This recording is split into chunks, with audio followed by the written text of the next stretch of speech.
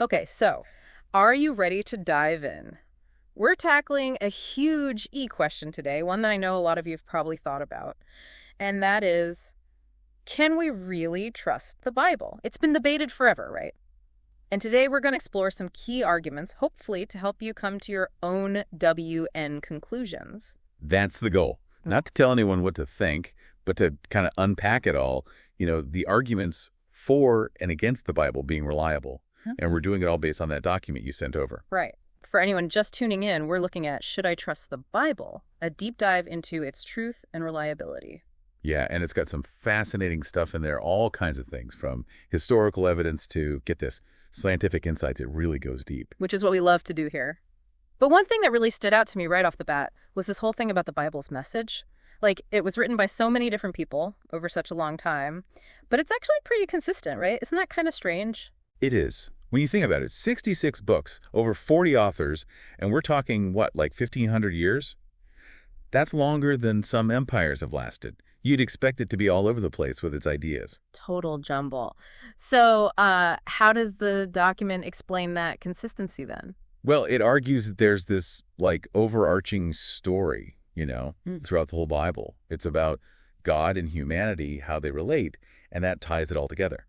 So even with all those voices, all those different historical situations, there's this thread of unity running through it. Huh. That's pretty mind-blowing when you put it like that. But okay, let's get practical, because I know a lot of people question whether the Bible is even historically accurate. How do we know any of this stuff actually happened? That's where evidence comes in, right? Mm. And one of the compelling pieces of evidence is the sheer number of ancient manuscripts we've got. Okay, hold up. Break that down for me. What exactly are manuscripts? So imagine handwritten copies of the biblical texts made centuries ago. The more copies we have, especially from different times and places, the better we can figure out what the original actually said. Makes sense. Yeah, like piecing together a puzzle, kind of. So how does the Bible measure up manuscript-wise? It's unreal. It totally dwarfs other ancient texts, like take Plato's Republic, right? Huge in philosophy. Yeah. But we only have a handful of manuscripts from way later, the Middle Ages, like 1,200 years after Plato lived. Seriously? Only a handful? Yep.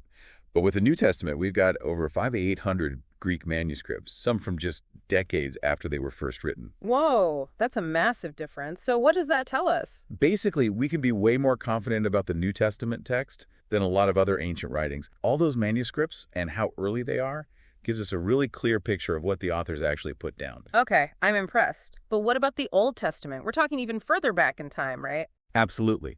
And that's where archaeology steps in, adds another layer to support those historical claims.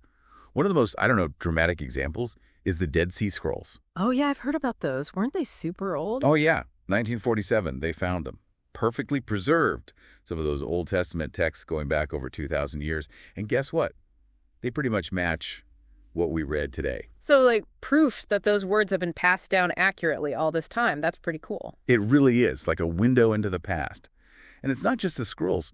We're finding more and more through archaeology that backs up what the Bible says, especially with places, like actual cities mentioned in the Bible. Okay, examples, please. Think Jericho, Nineveh, Capernaum. For years, they were just names in a book, right? And now we know they existed. Oh. Jericho, with those famous walls. Archaeology has actually found the walls and evidence they fell suddenly, just like the story. So it's not just stories, but real places confirmed by, like, actual science. That's pretty convincing. But what about the people in those stories? Were they real or just, characters? Good question. And archaeology helps us out here, too. For a long time, Pontius Pilate, the Roman governor who oversaw Jesus' trial, was only mentioned in the Bible. Then, boom, 1961, they find a stone inscription with his name on it in Caesarea Maritima. No doubt about it, he existed. A stone inscription. Wow. Talk about hard proof. So it's places, A-N-D people. What about King David? He's kind of a central figure in the Old Testament, right? Right, King David. And for years, some scholars were like, did he even exist? Mm-hmm. Then, 1993, in northern Israel, they find an inscription mentioning the House of David. Boom, evidence that he wasn't just some legend. Okay, I'm seeing a pattern here. A lot of the Bible's historical claims are getting backed up by science. Makes you think twice about just dismissing it all as stories, huh? Right, it gets you thinking. And that's just the beginning. There are other things the Bible claims that are worth looking at, like prophecies and even, get this, some scientific insights. Prophecies and science. Now that's where it gets really interesting. We'll have to dive into that after a quick... Well, actually, No break needed today. We're just going to keep right on rolling. Stick with us. All right. So the historical evidence, I got to say, pretty convincing stuff. But now I'm really curious about those prophecies you mentioned and the scientific insights. Let's start with the prophecies. What are we talking about here? Okay, so the document really emphasizes this idea of prophecy fulfillment as like a major argument for the Bible's reliability. It's saying the Bible has all these predictions about future events, and a lot of them, get this, are about Jesus, his life, death, the whole thing. Hold on. Prophecies about Jesus, written before he was even born? How is that even possible? That's what's so wild about it.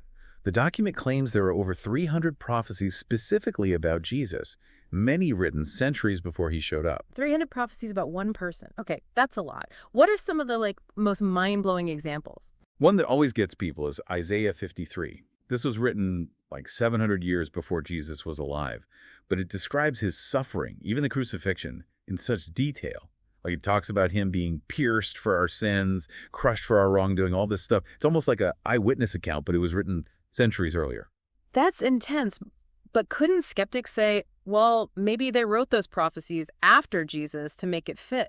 Totally a valid question, and it's a debate that's been going on forever. But a lot of scholars point to how specific some of these prophecies are and the timing, and they say it's really hard to explain it away as just making stuff up later. Timing? What do you mean? Well, like Daniel 9, for example. Mm-hmm. This prophecy gives a whole timeline for when the Messiah is supposed to arrive. It says 483 years, starting with the order to rebuild Jerusalem and ending with the Messiah being cut off. And when you look at the actual history, it lines up amazingly with Jesus' life. So not just some vague predictions, but specific timelines, specific events. Exactly. That level of detail is tough to argue with. It suggests someone knew it was going to happen way ahead of time. Okay, you've got me thinking, for sure. But let's switch gears a bit. What about those scientific insights we mentioned? I got to hear what the document says about that. This is where things get really fascinating. The Bible, obviously, isn't a science textbook, but there are parts that, kind of surprisingly, match up with what we know from modern science. Really? Give me an example. I got to hear this. Well, a classic one is Isaiah 40.22. It describes God sitting above the circle of the earth. Now, this was written way before people generally accepted that the earth was round, like centuries before. So the Bible was talking about a round earth before scientists figured it out. It definitely seems that way. And there are others, too. Like Psalm 8.8 talks about the paths of the seas. We know now that means ocean currents, right? But back then, no one knew how currents worked. That's wild. So is the document saying the Bible's like a secret science book or something? Not quite. It's clear that the main focus is on spiritual stuff, not science facts. But these little hints of scientific accuracy, even if they're not the main point, they're intriguing, right? Makes you wonder about, where that knowledge came from. Yeah, definitely sparks some questions. It's mind-blowing to think that an ancient text could have these glimpses of what we understand through science today. I know, right? And that's just one of the many reasons why people are still so fascinated by the Bible and its message. But of course, not everyone buys it. There are plenty of people who doubt it. So let's talk about that. What are some of the reasons people are skeptical?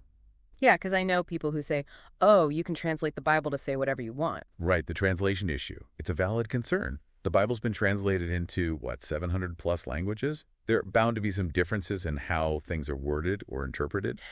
But what the document points out is that the original texts, the Hebrew, Greek, and Aramaic, those have stayed pretty much the same over time. So, my English Bible might use slightly different words than, say, a Spanish one, but the main message, the core stuff, that's solid. Exactly. The foundation is there. The overall meaning is consistent, even if a few words here and there might vary in translation. That's reassuring. But what about those contradictions you hear about? I know people who get hung up on the Gospels. They say, wait, the Gospels don't agree on what happened with Jesus. Yeah, that's a common one.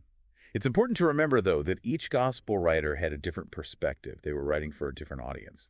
Their accounts actually often complement each other more than contradict. So it's like seeing the same event from different angles, right? You get a fuller picture that way. Perfect analogy. And sometimes it's about understanding the culture back then. What might seem contradictory to us now was totally normal in first century Jewish culture. It's a good reminder that we got to approach the text with humility, Our modern viewpoint doesn't always line up with what was going on back then. Absolutely. And sometimes what seems like a contradiction, if you dig deeper into the history and culture, actually makes the text even richer, even more meaningful. Okay, that makes me feel better about those gospel things. But here's a big one, and I know a lot of people struggle with this. The moral stuff. Some of those Old Testament laws, those punishments, they just seem so harsh. Like, wow, makes you wonder if the whole thing is messed up. That's a really sensitive topic, and it's important to approach it carefully. You're right, some of the stuff in the Old Testament, by today's standards, is brutal. Mm. But we've got to remember the historical context. Things were different back then, and God's revelation, it unfolded over time. Okay, so how do we make sense of that shift? How can we say those harsh laws came from a loving God? Well, the document emphasizes that the New Testament is key here. Jesus, when he came, he fulfilled the law. It's a new covenant, focused on grace and forgiveness. So it's not about following every single Old Testament law to the letter anymore. Right?